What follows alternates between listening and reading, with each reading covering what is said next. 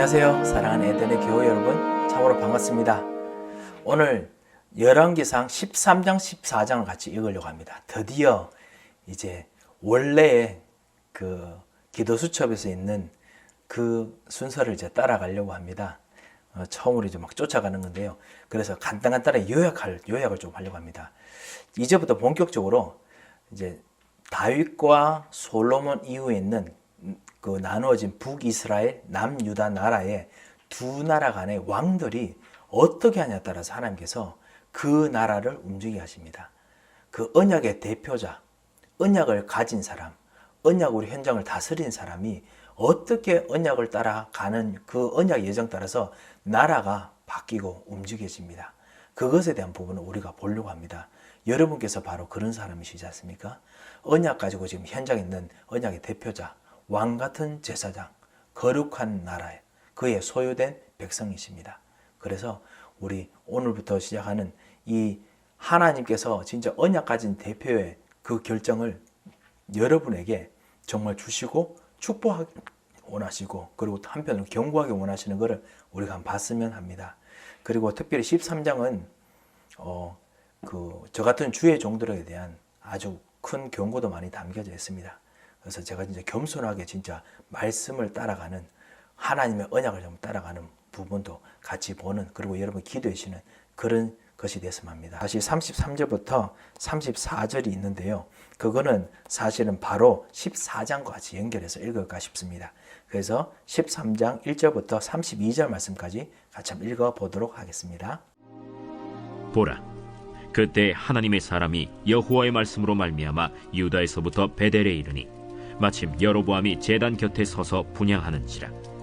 하나님의 사람이 제단을 향하여 여호와의 말씀으로 외쳐 이르되, 제단아, 제단아, 여호와께서 이와 같이 말씀하시기를 다윗의 집에 요시아라 이름하는 아들을 낳으리니 그가 내 위에 분향하는 산당 제사장을 내 위에서 제물로 바칠 것이요 또 사람의 뼈를 내 위에서 사르리라 하셨느니라 하고 그날에 그가 징조를 들어 이르되, 이는 여호와께서 말씀하신 징조라. 제단이 갈라지며 그 위에 있는 재가 쏟아지리라 하매 여로보암 왕이 하나님의 사람이 베델에 있는 제단을 향하여 외쳐 말함을 들을 때 제단에서 손을 펴며 그를 잡으라 하더라. 그를 향하여 편 손이 말라 다시 거두지 못하며 하나님의 사람이 여호와의 말씀으로 보인 징조대로 제단이 갈라지며 재가 제단에서 쏟아질지라. 왕이 하나님의 사람에게 말하여 이르되, 청하건대 너는 나를 위하여 내 하나님 여호와께 은혜를 구하여 내 손이 다시 성하게 기도하라. 하나님의 사람이 여호와께 은혜를 구하니 왕의 손이 다시 성하도록 전과 같이 되니라. 왕이 하나님의 사람에게 이르되, 나와 함께 집에 가서 쉬라. 내가 네게 예물을 주리라. 왕께서 왕의 집 절반을 내게 준다 할지라도 나는 왕과 함께 들어가지도 아니하고 이곳에서는 떡도 먹지 아니하고 물도 마시지 아니하리니 이는 곧 여호와의 말씀이 내게 명령하여 이르시기를 떡도 먹지 말며 물도 마시지 말고 왔던 길로 되돌아가지 말라 하셨음이니이다.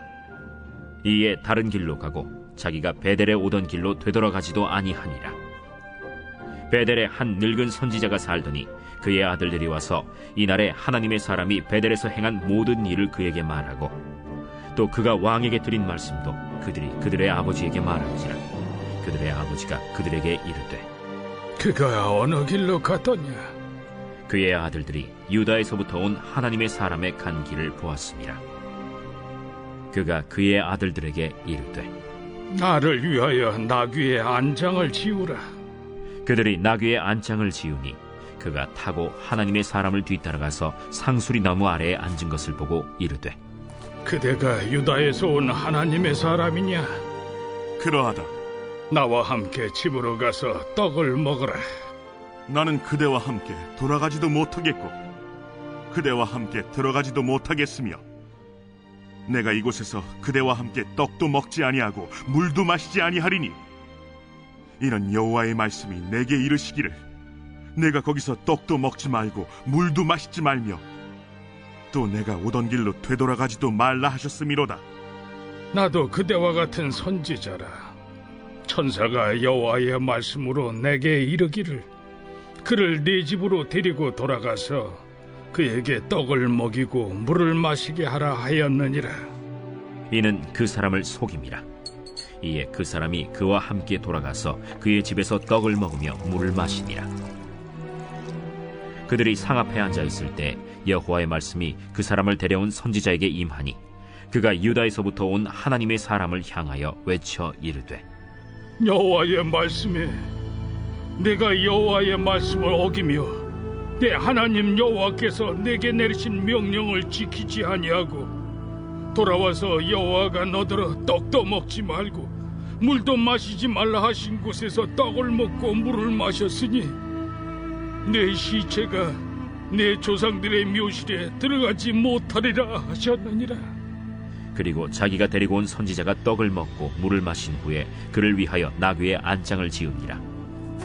이에 그 사람이 가더니 사자가 길에서 그를 만나 물어 죽이매 그의 시체가 길에 버림받으니 나귀는 그 곁에 서 있고 사자도 그 시체 곁에 서 있더라.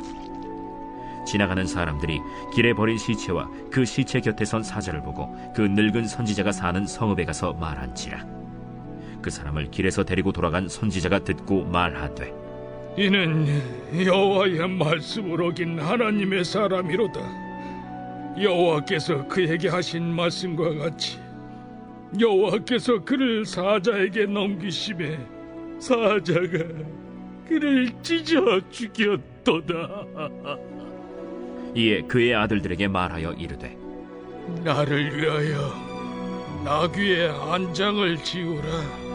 그들이 안장을 지우매 그가 가서 본즉 그의 시체가 길에 버림받았고 나귀와 사자는 그 시체 곁에 서 있는데 사자가 시체를 먹지도 아니하였고 나귀를 찢지도 아니하였더라. 늙은 선지자가 하나님의 사람의 시체를 들어 나귀에 실어 가지고 돌아와 자기 성읍으로 들어가서 슬피 울며 장사하되 곧 그의 시체를 자기의 묘실에 두고 오라 내 형제여 하며 그를 위하여 슬피 우니라.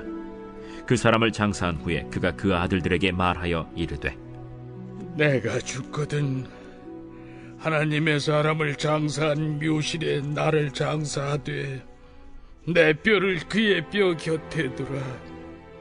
그가 여호와의 말씀으로 베델에 있는 제단을 향하고 또 사마리아 성읍들에 있는 모든 산당을 향하여 외쳐 말한 것이 반드시 이룰 것임이니라.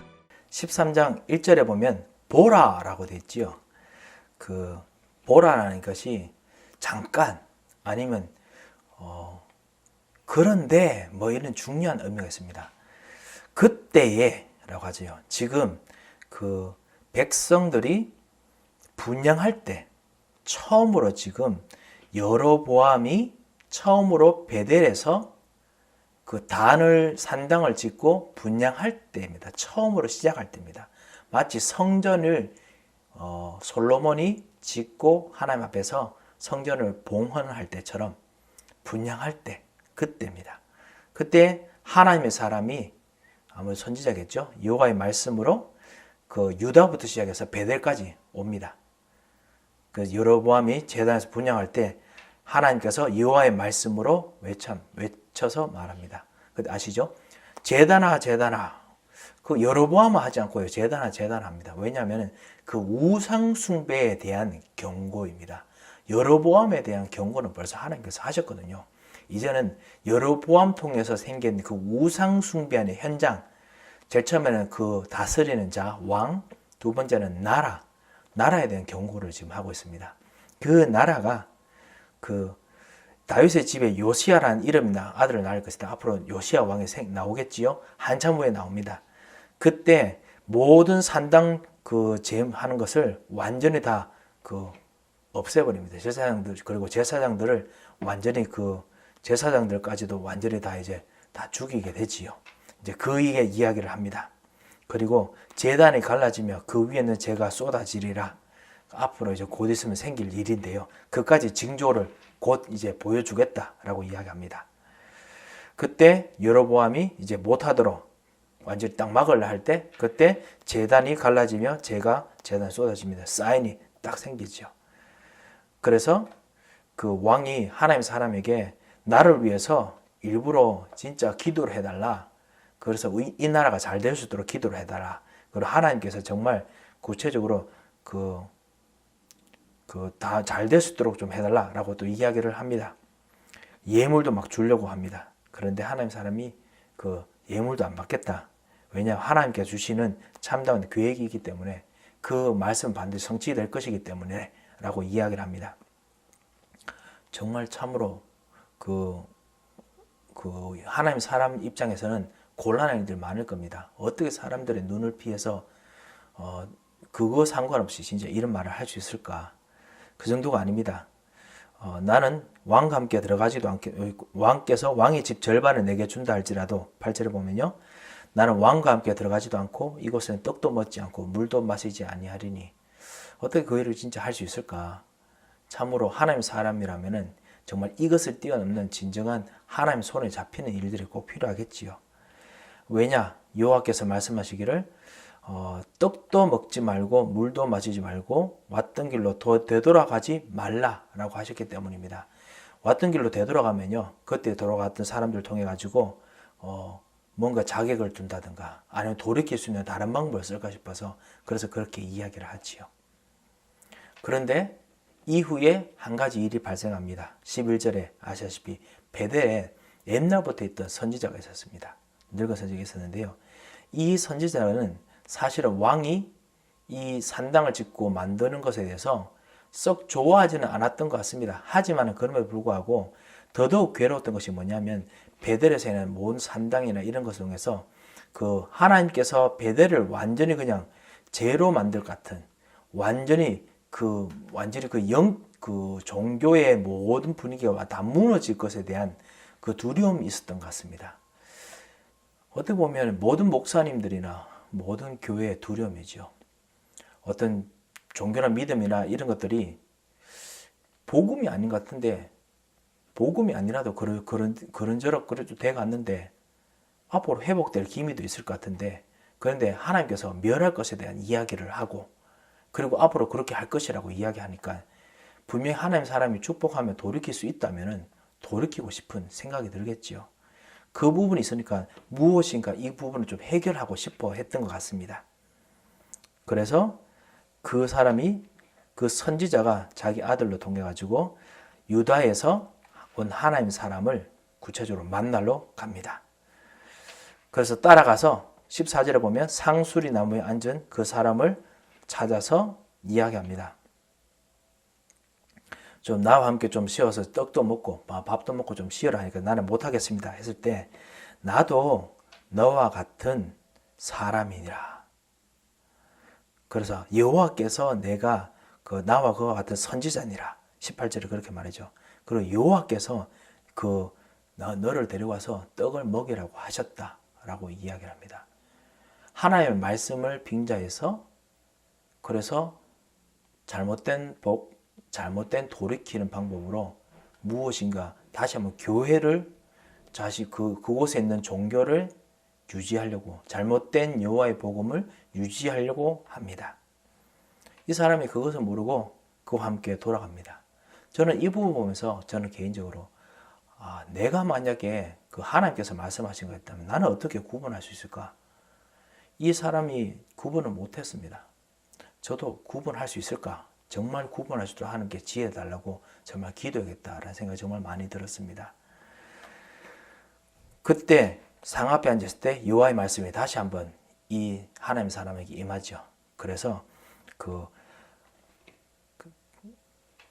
떡도 먹지 말고 물도 마시지 말라 하는 곳에서 먹었기 때문에 내가 조상들의 묘실로 들어가지 못할 것이다. 유다로 못 돌아올 것이다. 라고 이야기합니다. 그렇게 이야기하고 난 후에 그 사람이 돌아가는 길에 사자가 그를 죽입니다. 찢어 죽입니다. 그 찢어 죽인 그 사자가 지나가는 나그네들이 보니까 죽은 것을 봤지만은 사자도 시체를 먹지 않고 아무 시체도 먹지 않습니다. 나귀도 그대로 있습니다. 그래서 이 늙은 선지자가 나중에 그 사람을 다시 데리고 옵니다. 데리고 와서 슬피 우면서 장사합니다. 31절을 보면은 그가 여호와의 말씀으로 베델에 있는 제단을 향하고 베델에 있는 모든 산당이 완전히 이제 무너질 것에 대한 그 말씀이 성취될 것을 말했고, 그 다음에 사마리아 성읍에 있는 모든 산당을 향하여 외척이 됐다. 사마리아 성에 대한 부분에서는 별로 말하지 않았거든요. 단에 대한 이야기 했지만 사실은 그렇게 사마리아 성에도 세웠었죠. 그 사마리아 성까지도 완전히 없을 것이 반드시 이룰 것임이니라. 여호와의 말씀은 반드시 성취되는데, 절대 언약으로 움직이지는데 내가 그것을 일부러 뭔가 유지시키려고 하려고 했다라는 뜻으로 그렇게 합니다. 늙은 선지자 고백을 통해서 하나님의 언약이, 절대 언약이 이루어지는 것을 보았지요. 하나님 절대 언약은 반드시 이루어집니다. 이 하나님 절대 언약은 인간이 뭔가 유지하려고 해서 되는 것이 아닙니다.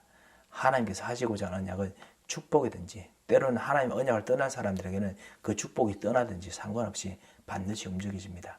그런 면에서 우리는 언약이 가는 방향으로 가야지 우리가 있는 현장 속에 언약을 끌어당기려고 하면 되지 않을 것입니다. 자, 33절부터 시작해서요, 여로보암이 죄를 이제 짓는 부분에서 간단하게 이야기합니다. 산당에 대해서 이야기를 다시 한번 이야기합니다. 그리고 그 결과가 구체로 14장에 나타납니다. 그래서 14장 17절까지 33절 13장 33절부터 20절까지 그렇게 읽도록 하겠습니다. 여로보암이 이 일 후에도 그의 악한 길에서 떠나 돌이키지 아니하고 다시 일반 백성을 산당의 제사장으로 삼되 누구든지 자원하면 그 사람을 산당의 제사장으로 삼았으므로 이 일이 여로보암 집의 죄가 되어 그 집이 땅 위에서 끊어져 멸망하게 되니라.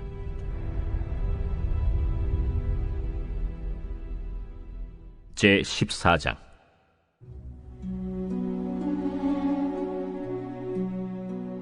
그때 여로보암의 아들 아비야가 병든지라. 여로보암이 자기 아내에게 이르되, 청하건대 일어나 변장하여 사람들이 그대가 여로보암의 아내임을 알지 못하게 하고 실로로 가라. 거기 선지자 아히야가 있나니 그는 이전에 내가 이 백성의 왕이 될 것을 내게 말한 사람이니라. 그대의 손에 떡 10개와 과자와 꿀 1병을 가지고 그에게로 가라. 그가 그대에게 이 아이가 어떻게 될지를 알게 하리라. 여로보암의 아내가 그대로 하여 일어나 실로로 가서 아히야의 집에 이르니 아히야는 나이가 많아 눈이 어두워 보지 못하더라. 여호와께서 아히야에게 이르시되, 여로보암의 아내가 자기 아들이 병들었으므로 네게 물으러 오나니 너는 이러이러하게 대답하라. 그가 들어올 때에 다른 사람인 채 함이니라. 그가 문으로 들어올 때에 아히야가 그 발소리를 듣고 말하되, 여로보암의 아내여 들어오라. 내가 어찌하여 다른 사람인 채 하느냐. 내가 명령을 받아 흉한 일을 내게 전하리니 가서 여로보암에게 말하라.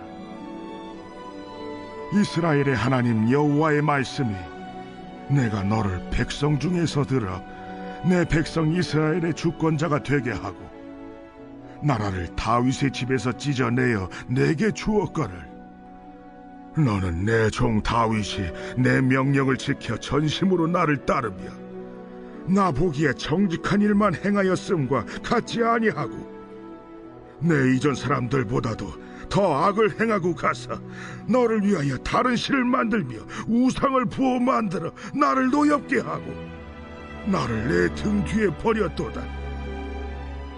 그러므로 내가 여로보암의 집에 재앙을 내려 여로보암에게 속한 사내는 이스라엘 가운데 매인자나 노인자나 다 끊어버리되 거름더미를 쓸어버림같이 여로보암의 집을 말갛게 쓸어버릴지라. 여로보암에게 속한 자가 성읍에서 죽은즉 개가 먹고 들에서 죽은즉 공중의 새가 먹으리니 이는 여호와께서 말씀하셨음이니라 하셨나니 너는 일어나 내 집으로 가라. 내 발이 성읍에 들어갈 때 그 아이가 죽을지라. 온 이스라엘이 그를 위하여 슬퍼하며 장사하려니와 여로보암에게 속한 자는 오직 이 아이만 묘실에 들어가리니 이는 여로보암의 집 가운데에서 그가 이스라엘의 하나님 여호와를 향하여 선한 뜻을 품었음이니라.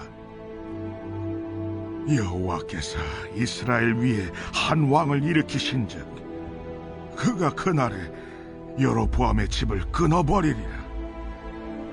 언제냐 하니 곧 이제라.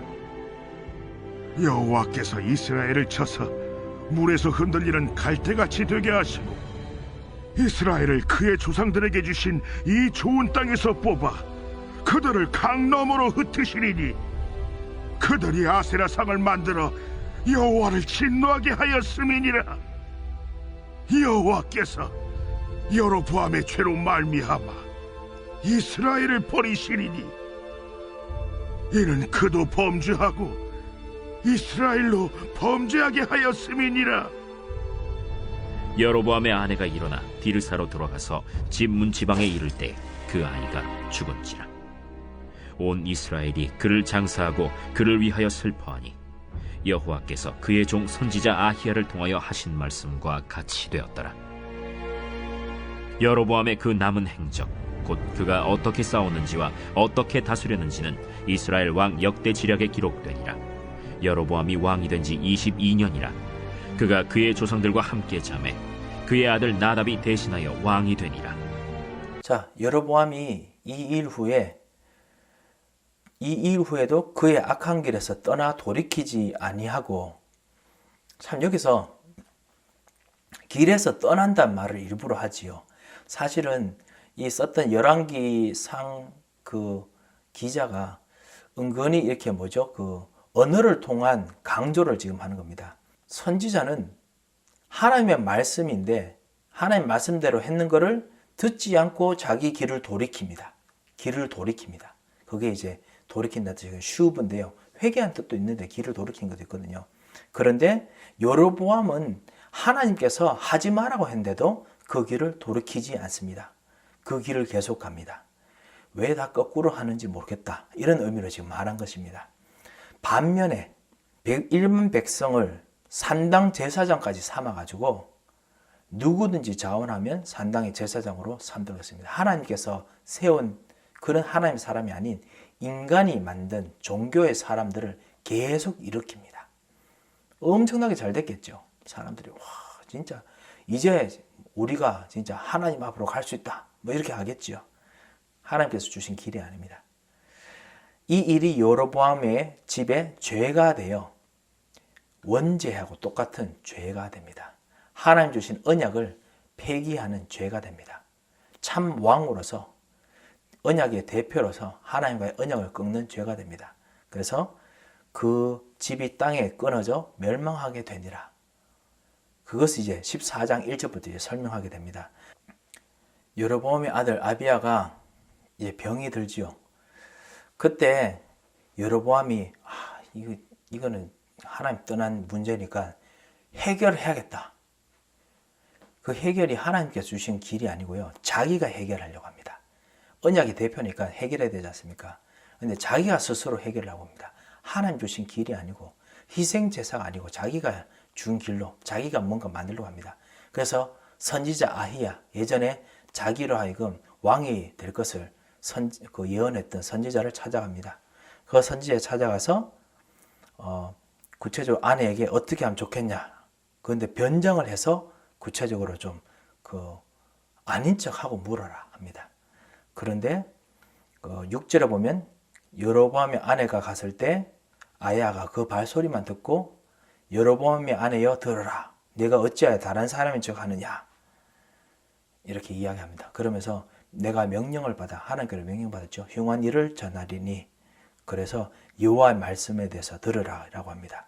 그래서 예전에 언약으로 말했던 거 있지 않습니까? 다윗의 집을 주었거늘 다윗의 집에서 나라를 찢어서 주었는데 명령을 다윗처럼 지켜서 했으면은 실제로 됐을 텐데 왜 다윗에게 언약했던 그대로 왜 우상을 자꾸만 하느냐? 나를 노엽게 하느냐? 그렇게 쭉 이야기를 합니다. 그래서 여로보암에게 그 집에 재앙을 내려서 여로보암에게 속한 사내는 이스라엘 가운데 매인자나 노인자나 다 끊어버리고, 그리고 여로보암에 속한 자가 성읍에서 죽은즉 뭐 공중의 새가 뭐 그러잖아. 이게 쭉 아주 슬퍼하며 그 구체적으로 그 죽는 것에 대한 이야기합니다. 여기 한 가지에 좀 재밌는 부분이 있습니다. 그게 뭐냐면요. 13절에 보면 이스라엘이 그를 위하여 슬퍼하며 장사하겠지만은 여로보암에게 속한 자는 오직 이 아이만 묘실에 들어가리니, 이게 묘실이 사실은 하나님의 그 언약의 그 어떤 그런 묘실을 말하는 거겠죠. 언약에 속한 사람이다 라고 이야기합니다. 이는 여로보암 집 가운데서 그가 이스라엘 하나님 여호와를 향하여 선한 뜻을 품었습니다. 비록 아이는 그 완전히 살지를 못했지만 하나님께서 그 아이를 구원해낼 계획이 있었다라는 것이죠. 그래서 그 아이는 비록 죽지만은 하나님께서 그 아이만큼은 그 저주로 죄 가운데 있는 그런 그룹에 있지 않도록 할 것이다 라고 이야기를 합니다. 17절에 보면 그 말씀 그대로 그 여로보암의 아내가 일어나 집에 들어가서 문지방에 이르렀을 때 그 아이가 죽습니다. 집에 도착할 때 그 예언이 성취되죠. 온 집안이 장사합니다. 그 18절 후반에 보면 여호와께서 그 종 선지자 아히를 통하여 하신 말씀과 같이 되었더라. 말씀은 반드시 성취됩니다. 언약으로 했기 때문에 반드시 성취됩니다. 그렇기 때문에 우리에게 주신 언약도 여러분 138 언약을 붙잡았으면 반드시 성취되는 것을 여러분께서 꼭 보셔야겠습니다. 언약을 붙잡은 사람이 어떻게 살고 어떻게 인도받느냐 정말 중요합니다. 16절을 다시 보면요. 여호와께서 여로보암의 죄로 말미암아 이스라엘을 버리시리니, 여로보암 때문에 이스라엘을 버리십니다. 이스라엘 백성들이 열심히 해도 잘해도 안 돼요.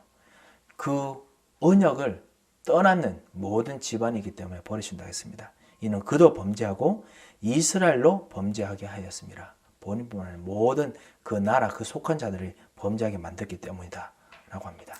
그리고 여로보암이 죽는 부분에서 이야기를 합니다. 12년 후에 죽게 되죠. 언약의 중요성을 우리가 발견하고 난 후에 또 반대로 그렇다면 르호보암은 어떻게 되느냐, 열왕기상에서 이야기하죠. 21절부터 시작해서 마지막 31절 말씀까지 우리가 읽어보도록 하겠습니다. 솔로몬의 아들 르호보암은 유다 왕이 되었으니 르호보암이 왕위에 오를 때 나이가 41세라. 여호와께서 자기 이름을 두시려고 이스라엘 모든 지파 가운데서 택하신 성읍 예루살렘에서 17년 동안 다스리니라.